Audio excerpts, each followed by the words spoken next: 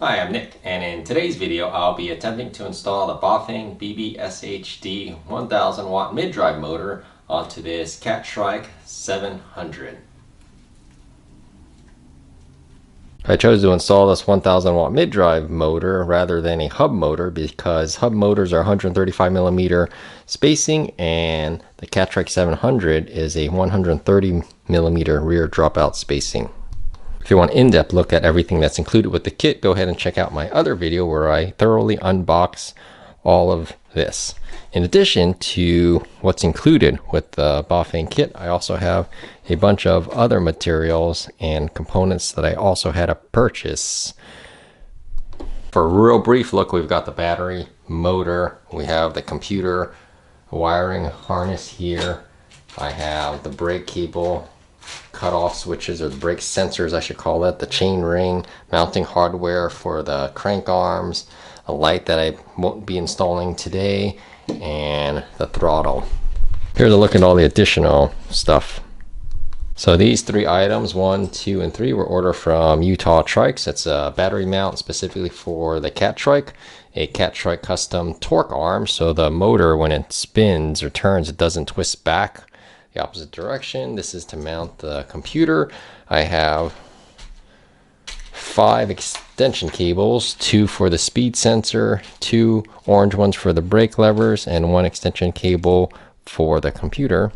This shift sensor was not initially included with the purchase of the kit, so I had to buy this one separately. This is a programming cable. I'm not going to use it for the install, but I also ordered that. And I ordered an extension for the battery cable, an XT60 male to female, because this is the original cable. Have a bunch of extra zip ties and then some hardware down here. I ordered M6 1.0 by 45 millimeter drive socket cap screws, and this will be replacing the quick release on the boom. M6 18 by 1.5 millimeter flat washers. And then M6 threaded flange metric hex lock nuts.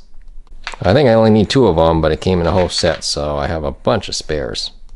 And hopefully this is everything that I will need. The first step I'm going to do for the installation is to remove the crankset and the bottom bracket. If you have a Holotech 2 Shimano crankset and it's stuck, feel free to check out my other video where I show you how to remove a crankset that's stuck on. To get the bottom bracket removed, it's the opposite kind of the wheel. So in order to loosen, you go forward the same direction as the wheels go, and that goes for both sides. So this way, and also the same direction on the opposite way to loosen and take it off. And it may also be a good time to remove the front derailleur with 5 millimeter screws here. Also a screw right here for the derailleur to come off. And on the left side, derailleur has a screw here to remove so you can take the chain off as well.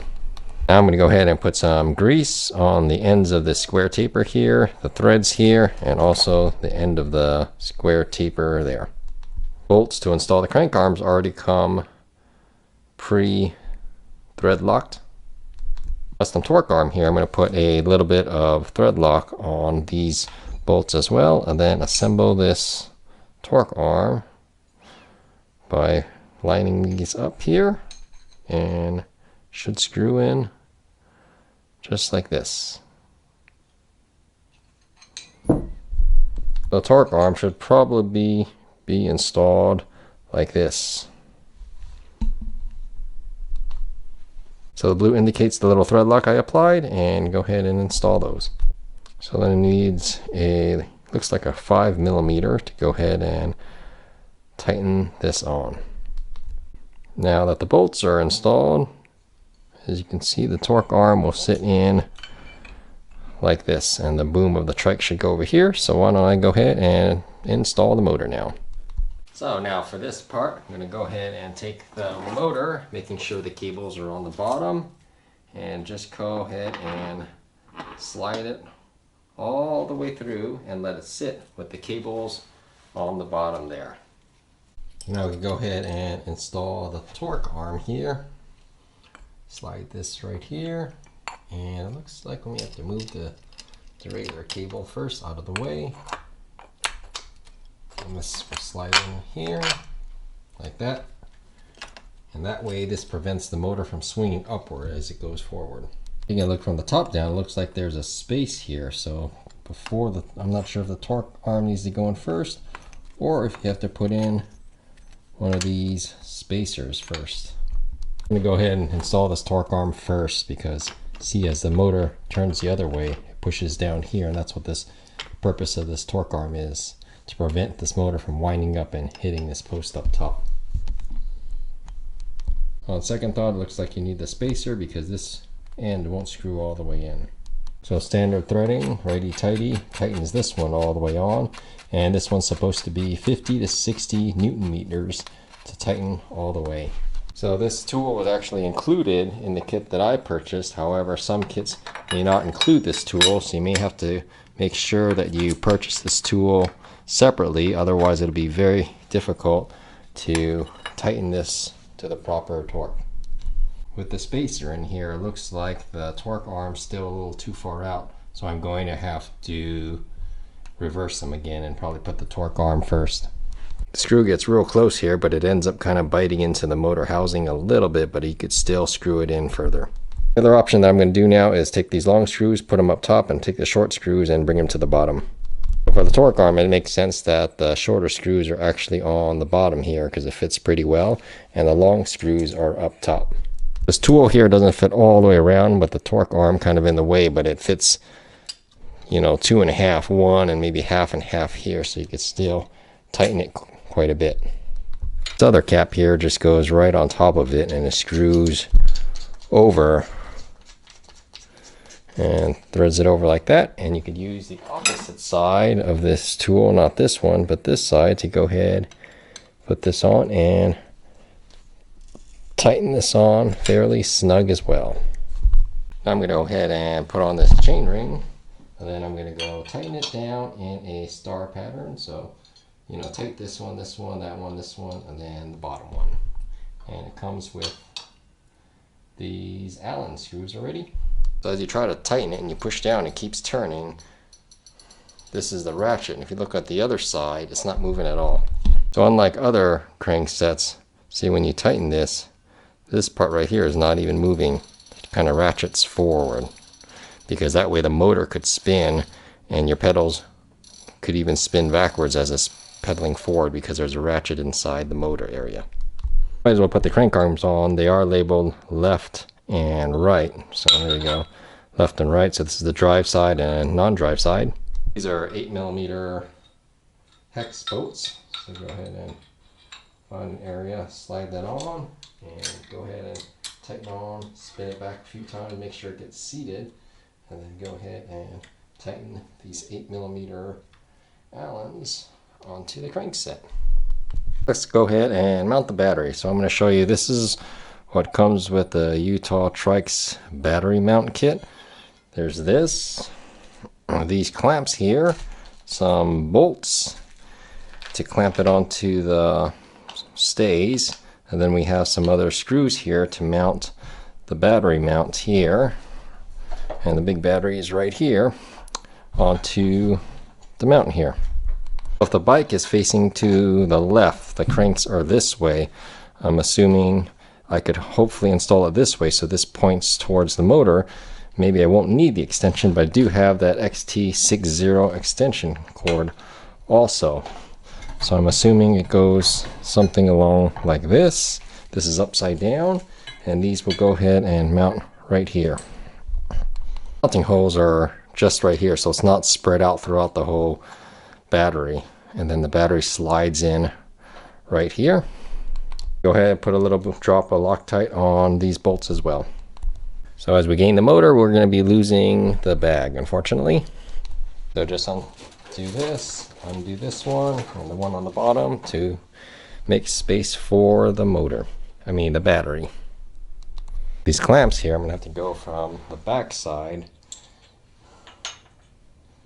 and clamp it on here and tighten it from like the back side here to screw them on and screw them in place here. Actually, it's easier if I go ahead and start clamping them on here, then I rotate it later. So get them not too tight, but just a little bit firm, so then you can rotate it. After you get these a little firm, then go ahead and find the area, because this part here is going to be mounted facing upward. So now this is kind of what it looks like mounted. I couldn't mount this at the further location because it was too far over, and this one I could have pushed it a little further back, but there's also the fender here that I kind of want to keep.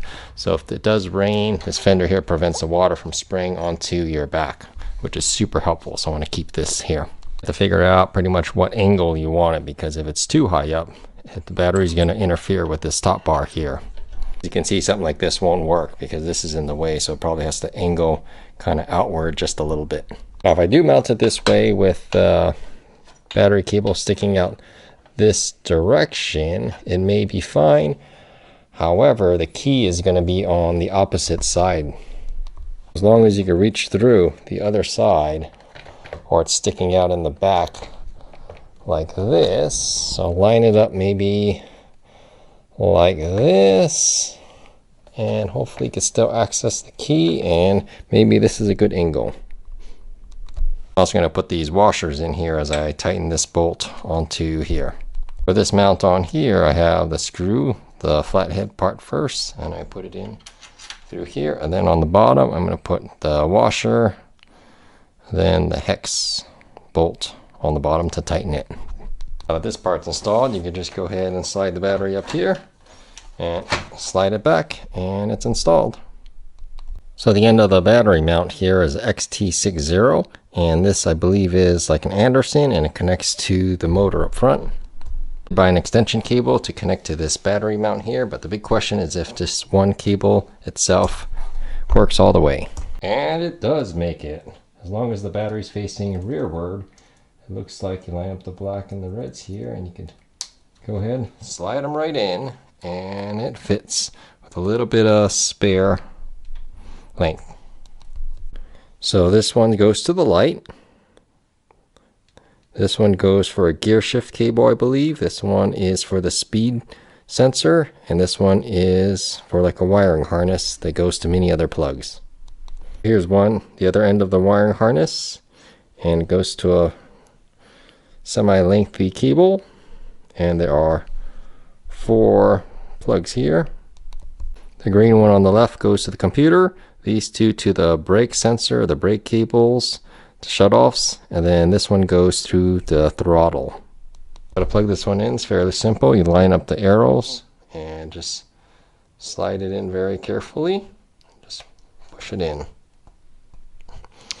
Also notice the speed sensor here. Now if this were mounted on a standard bicycle, the rear wheel would probably be right here, so it'd be perfect length to hook up to a speeds.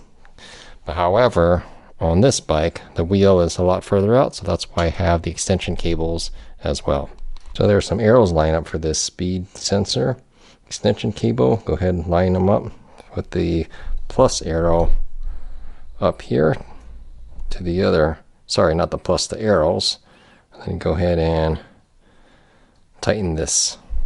The length of this speed sensor, it looks like it's long enough to go around underneath here and go all the way to the magnet to the right side of this wheel here. Go ahead and install this computer next. As you can see, the cable is not too long. That's why I had to opt for an extension cable as well. I want to mount this computer on the right side here, so I have to remove the mirror and then take off some of this bar tape too to have access to mount this extra T-bar, or the mount here. With a 3mm, loosen this, and then you can go ahead and take the mirror off, and then go ahead and remove this bar tape. This thing here takes a 4mm Allen wrench, so go ahead and loosen it several times, and then you could probably mount this and start tightening this on and get your desired angle. You could always move it a little bit later and tighten that down as well. Afterwards, you're going to loosen this. This is also a 4mm. Nope, this is 3mm. And you're going to go ahead and put the computer on at your desired location, just like that. Be a little hard to see, but this is the end of the computer cable, and there's also a grip shift right here, so I can't bring it straight down along here because this needs to turn. So I'm thinking I'm going to have to stretch this out and then put the extension cable to go underneath. So to install an extension cable, go ahead and line up the arrows and just push them together. Now let's go ahead and try to install this speed sensor here. I know it comes with this proprietary security thread here. This little screw, black screws for underneath here, so you could adjust this in and out. And then when you get the right length here, you go ahead and screw it in real tight. This is the connector here. I also have the extension cable, as I did just install earlier, a bunch of zip ties and some more screws. I think this is for the crankset, maybe not the speed sensor. On the bike here, you can see this. There's already a speed sensor adapter holder that came with the bike, and I'm going to try to use my existing magnet there as well. After you get the right length on this thing here. So I had to remount the speed sensor, and it had to be horizontal, looking from the side of the trike, because when it was vertical, as the magnet passed up and down, if it was vertical and the magnet passed this way, it wasn't reading it at all. So for this one, it has to be within, I think 5mm. I think it's within 1 or 2 here, and it has to be mounted vertical, so I mounted it differently. I'll show you a close-up how I mounted it vertical on this crossbar here. From this angle, you can see how the zip tie comes up here, goes around the bar, comes down here, underneath, around the bar again, through here, and tightened right there.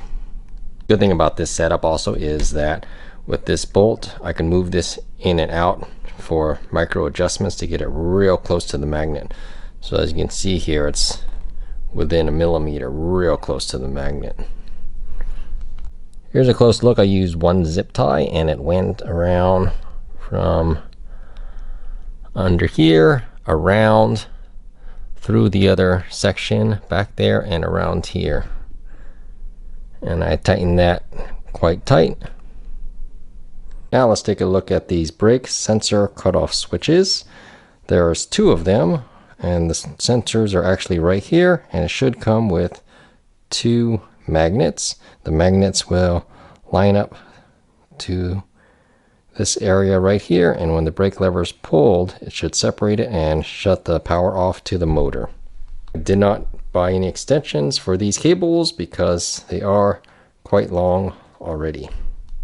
The magnet here, there's a pair of magnets, and they're pretty strong. They look like earth magnets, and then there's some hopefully 2-sided tape here to mount this, and there's also a few zip ties that also came with it.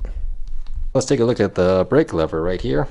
Since this portion moves right here, I could put the magnet right at the tip here and then mount the sensor down at the lower area. Another option, which is probably better, is to mount the magnet right here and the sensor along here. However, if you use your hands here, it may interfere with the magnet, so perhaps I should mount it on the inside.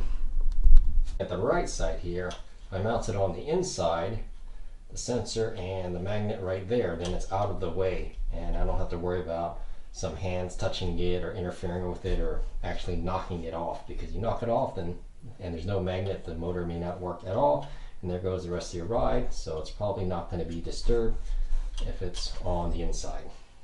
So I actually have to install it right here because this side or the inside is too low and the sensor sits a lot higher. So I had to install it here so the sensor's in line. So for the magnet, go ahead and peel this off and take this sticky part, 2-sider tape, and put it onto the magnet. Put this side here and take this side off. It's quite sticky. Stick it onto one side of that magnet here. Ooh. These black brake levers are hard to see, but here's the brake lever here. And then go ahead and stick the magnet at the bottom here, like that. And make sure that works well. And then on this end we have the brake cutoff switch. Go ahead and peel back this tape here, this red 3M. And then I'm going to go ahead and attach this as close as I can, almost touching that magnet here, onto the brake lever. Right there, as close as possible, so it's almost touching afterwards. And now what I'm going to do is pull this back and attach some tape around here as well, because I don't want it coming loose. So this is what it looks like after I put a little tape around, wrapped it around the side. I'm going to do the same thing with electrical tape on the other one. Now with the black electrical tape, it's almost invisible, so brake cutoff sensors are installed. Now let's go ahead and take a look at the throttle here. It didn't come with a very long cable, especially for a Trike or Recumbent, so I also purchased this in addition. It did not come with the kit. A good place to mount the throttle will be right here on the right side of the left handlebar area. So I'm going to go ahead and have to remove all of this right here to make room for the throttle. So I'm going to move this downward, and I might as well remove the shifter while I'm at it, because this left one's for the front, and I removed the front derailleur already because it's a single speed. And for single speed there is no front derailleur and there is no shifter needed for the front because it's only a single ring. However, you could have multiple speeds in the back. So taking a look at the throttle here, you see that there's going to be a 3mm Allen screw here, and then we can go ahead and put it on and over and find the desired height you want. You put your hand here and figure out where you want to push that throttle, and then go ahead and tighten it down. Let's say I want it part way down, about right there. I'm going to go ahead and tighten the 3mm on the back. Now the throttle is mounted. Go ahead and put the tape back on if you like, and start rewrapping the bar tape all the way up and around, and make sure that this part in the back gets around the bar tape as well. After you wrap up the bar tape, then go ahead, and I just put tape on the top of this, but if you want an end cap, you could put one on the top as well. As you can see here, the cable's pretty short. However, when I put it down and under, it could almost go all the way to the middle, and so it should be long enough to connect with this right here as it goes underneath. Now let's go ahead and take a look at this shift sensor. I'm going to go ahead and try to install this on the right side for the rear shifter. Well, a good learning point here is probably should have done the gear shifter sensor first, because now I have to take the computer off, the mirror off, the mount, and the bar tape off again just to get to the shifter in order to release the cable here. And I have to take it all apart from the rear derailleur, and that way I can install it right here. So some people love Legos, other people like Hot Wheels or other types of toys, and for me it's fixing bikes and working with this stuff, so happy to do all this. Okay, so I got the shift cable out, and it's going to go in here, and you put the shift sensor right here and just put it right on top like that, and then go ahead and thread the cable, rear shifter cable, all the way through from the top, and push it straight down and have it go all the way to the rear derailleur. On the grip shifter here, you can see that it is now installed in line with the rear shifter cable, and here's the end here. It's long enough to go to the middle, so that should be able to connect. Alright, now it's time to go ahead and put these screws on to attach to the boom of the trike. So to adjust the length of the boom, there are quick releases here, and some people have stated that the quick releases don't get tight enough because this motor here provides so much power. It pulls the chain this way so hard that it pulls the boom right into the rider. So we have to tighten this by getting different screws, and that's why we're going to adjust and install the screws there. So let's first remove the quick releases and unscrew them all the way. Here's what the quick releases look like, and it's pretty thin here, so it doesn't provide too much clamping power. So I got 4 washers, one on each side for both of the screws, and I'm going to go ahead and install them here. So these 45 millimeters actually fit real well, and also make sure you get a stainless steel because it is on the outside of the trike and you certainly don't want it to be rusting. So let me show you the other side. So as you can see, the other side here fits really well too. And from the top here, you see that it's not even sticking out. So it works really well. So I guess now's the point where we could go ahead and install the the pedals. So to go forward, same direction as the wheel travel to tighten the pedals, and that goes for both sides, the left and the right. So if you're going forward with the pedals, turning them forward the same directions as the wheels, then that will tighten them. And then same thing with this right side. As the wheels move forward, you are tightening the pedals onto the crankset. So just forward on the pedals like such. And tighten them, and that's all there is to it. So I think it's time for cable management. On the right side here, we've got the computer display cable in green, and then we have a shift sensor in orange color, as you can tell here. And then we also have the brake, also the same cable in orange. On the left side here, we have the brake shift sensor cable. We may need an extension for the throttle here, and we have the brake cable and the gear sensor, which is already connected. Where's the brake one? The brake one is right here. So we have quite a few cables and plugs that we need to connect now.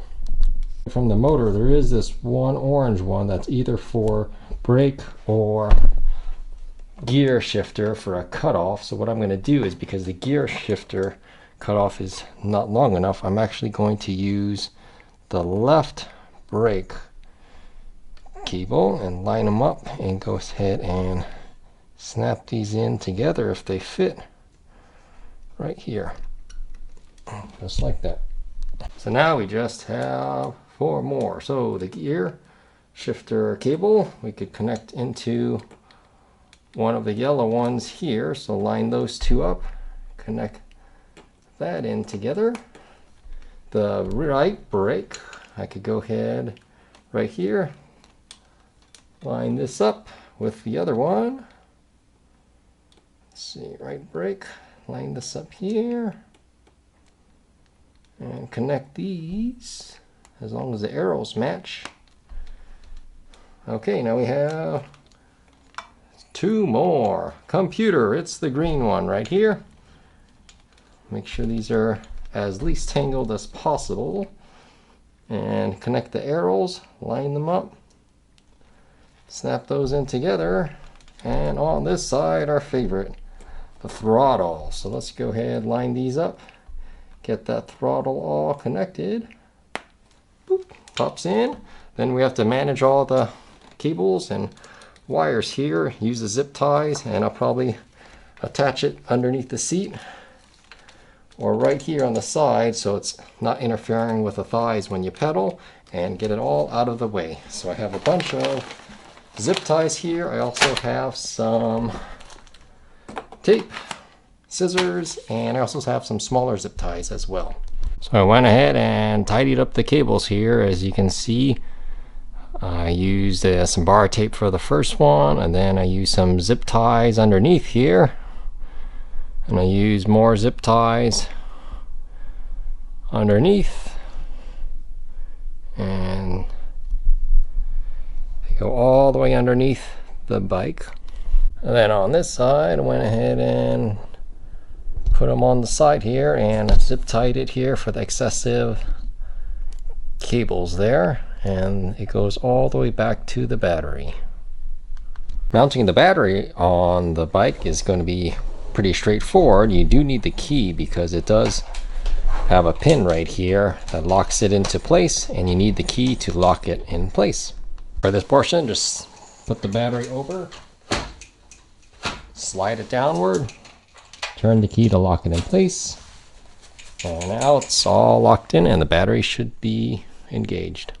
Let's go ahead and install this front headlight that came with the Bafang kit.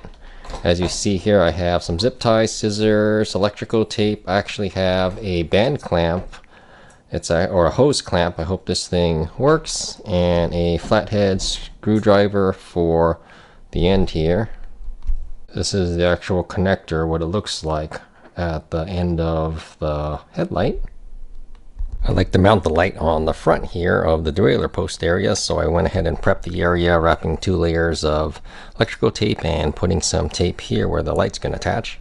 The diameter of this is approximately 28 millimeters, so you want a hose clamp that goes for probably at least 30 millimeters, so this could fit around. I'm going to go ahead and wrap the hose clamp around first, like this, and then go ahead and slip this inside and make sure you get the proper angle, and then go ahead and tighten down this clamp. And if you don't happen to have the right hose clamp, there's always the zip tie method, or the cable tie. Just go ahead and stick that in here and tighten down your light with some zip ties. Make sure you get the proper orientation. When you think the orientation is right and it's facing from the left to right, go ahead and use some pliers if you like, and it's actually quite sturdy there. But I'm going to go ahead and use another zip tie as well. I got both of the zip ties in. You can see it shouldn't be going anywhere. It's on pretty sturdy. If you really want 3 of them, there's probably space right here on the bottom for a 3rd one, but I think 2 is going to be fine. This is actually quite light. And this is the wire coming out of the motor right here. And go ahead and simply just line them up and snap them together, and it should be connected like that. With the extra length of the wire here, I'm going to just wrap it up like this and hide it underneath the bar tape right here and make it nice and snug there. Here's what it looks like with the light installed. I wrapped the excessive cable under here, and also this extra wire, I put some tape around it so it won't get in the way of the pedal stroke, and the light just sits here and it's actually quite secure, so if you're hitting a lot of bumps, it doesn't look like it's going to be moving around much. Okay, for the 500C display, the one that's used here, you just go ahead and hold on to the plus button here on the top, and now you can see that the headlight is on, and then you hold on to the plus again, and there's an indicator right here to show that the headlight is on, like a high beam display right here. And just go ahead again to turn it off, hold on to that plus button again. See the headlight there, hold on to it, and it turns off. So it's been a few months since I built up this e-bike, and now I want to talk about some of the learning lessons from the build. And number 1, let's go ahead and talk about the extension cables that I actually needed. I needed a speed sensor extension cable, a gear sensor extension cable, and 1 green computer extension cable, but I didn't need an extension for the battery. The distance I have from the back of the seat to the center of the bottom bracket here is 37 inches, or approximately 95 centimeters. So if you need more than that and you're taller, then you may need 2 extension cables for the speed sensor. I ended up having to switch a brake sensor mounts from the top of the brakes to the outside of the brakes, and let me give you a close-up and explain why. So the brakes are right here, and I mounted the sensors to the outside right here and the magnet to the outside of the brake lever. Magnet is now underneath here and the sensor is right here. When I had the sensor on the top part, or this forward facing portion, and the magnet on the forward facing portion here, sometimes it'll read an error that the magnet was not close enough to the sensor there and would give false readings, and therefore the motor won't engage. The left side, I had to do the same thing with a brake sensor right there, and underneath here you could see the magnet is underneath some electrical tape. A brief closer look with the sensor right here and the magnets right underneath. It actually works out real well this way, and you have to pull it up quite a bit like this, and then this computer will show that it's no longer braking. Or for the motor to put out power, it has to realize that the magnet is close to the sensor and you are not braking. And once you brake, it cuts off the motor. So if there's any disconnect and it senses that the magnet's not close enough, the motor shuts off. Even if you push the throttle, it won't work. Number 3, what I noticed after adding this front motor is it did add like 10-12 pounds to the front end, and therefore when you hit a bump, this whole bike would rock a little bit, and that acted as like a pendulum and created a speed shimmy or wobble where the wheels would start wobbling. So you have to hold on to the handlebars kind of firmly the whole time, and if you hit a bump, again, this whole thing may wobble like that. Number 4, unfortunately, the power to the front light controlled by the computer here, as we saw earlier in the video, is only rated at half an amp at 6 volts, which is only 3 watts. So you cannot attach a real strong, powerful front light through the stock configuration. So you need to do some modifications in order to have a much powerful front light and rear light, because you don't want to burn out the controller inside this system. Number 5, now this, if you use a stock programming, you could either do 3, 5, or 9 power assist levels, which are PAS, and the power assist levels 1 through 9 are not linear. So even though it shows like 10, 20, 30, 40, 50, 60% all the way up to 100%, it's not a linear. I believe the first few power levels stayed at 25, 50 watts, and then it made some much larger jumps. So you may need to program it if you want a linear jumps in terms of your power assist levels. When you're adding extra weight to the bike, you may have to adjust the toe in and toe out for this trike. For example, you want to make sure that the front wheels are parallel, and you don't want to make sure that they're toe out or toe in. You just want to make sure they're as parallel as possible, and I adjusted it so it's kind of toe in by maybe half a millimeter, something real thin margin of toe in a little bit. It's better to urge on the side of caution to have a little bit of toe in than to be toe out. So these are the kind of toes of the front wheels. You want them to be inward a little bit from the ends of the rear front wheels. For number 7, let's talk about the gearing. Because of this stock configuration, this Bafang BBSHD front motor only accommodates a single chainring up front, and if you put a 46 tooth chainring up front, you don't have much of a low rear cassette, so therefore the gearing is going to be quite a bit higher. So with a 46 front and a 36 rear, I still wouldn't be able to climb hills 10%, etc. without the power assist. Number 8, I initially had the battery on the non-drive side. However, it does fit on the drive side, and the chain gets quite close to the clamps. The reason I switched it to this side is because when I put the trike on the back of a car rack, there is an arm that comes down on the non-drive side, and with the battery on this left side, I couldn't have the arm clamp onto the rear tire because of the interference from the battery. So I moved it to the drive side. If you don't have to transport your trike at all, or you have other solutions, then I should work on the non-drive side. Learning lesson 9 is I did change out the quick releases for the boom clamp to these bolts, and so far they've been holding on to the boom very well, and there hasn't been any slipping, so it works out quite well.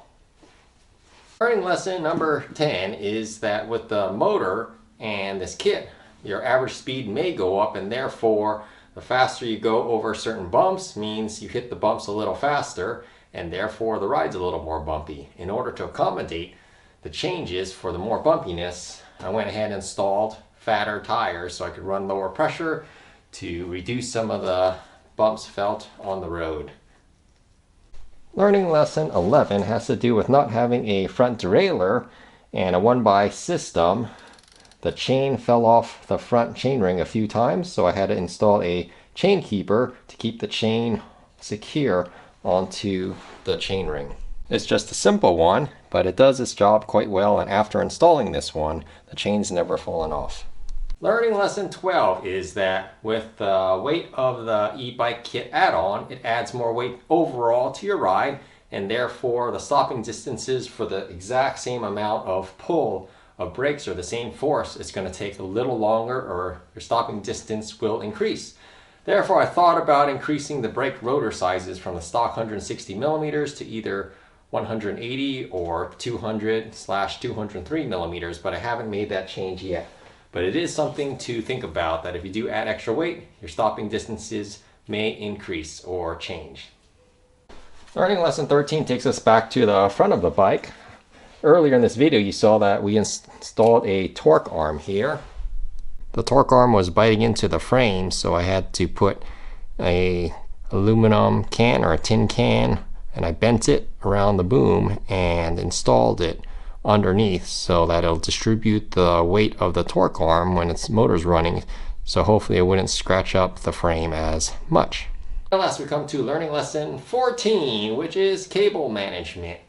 Regular bicycles have brake cables, derailleur cables, maybe a computer sensor cable, and maybe one or two others. However, with the addition of the e-bike, there are tons more cables, so you have to make sure that you manage the cables properly. So I'll go ahead and show you the underside of the bike and some of the things I did to manage the electronic cables for the Trike.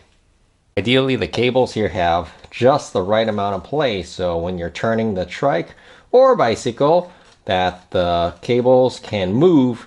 If they are too tight and they're clamped on here, when you turn, you can snag it and yank the cables right out. Rear derailleur housing cable was rusting right here on the idler, so every time you pedal, it was eating away at the housing. So ideally, I have to now attach it to underneath the seat up here so that it does not interfere with any part of the chain management. The connectors also do not like real tight bands, so you have to make sure that this area is more straight, otherwise you could start ripping the outer housing there. Well, if you did get this far, thank you so much for watching, and if you have any kind comments or any questions, be sure to leave them in the comment section below, and also feel free to subscribe. It's absolutely free, especially if you want to see more cycling related content. Thank you so much, and have a most wonderful day.